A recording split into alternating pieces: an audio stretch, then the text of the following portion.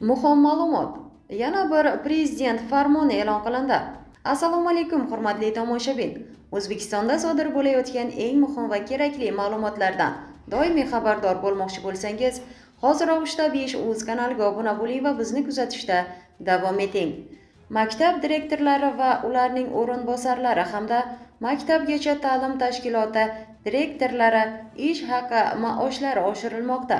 Prezident farmoni 2025-yil 1-sentyabrdan boshlab umumiy o'rta ta'lim tashkilotlari direktorlari lavozimining bazaviy tarif stavkasi 20% ga, o'rinbosari lavozimining bazaviy tarif stavkasi esa 15% ga oshirilib, bog'chalarimiz direktorlari lavozimlarining bazaviy tarif stavkalari 3 va 5 guruhdagi umumiy o'rta ta'lim tashkiloti direktori o'rinbosari lavozimining bazaviy tarif stavkalariga tenglashtirish orqali oshiriladi.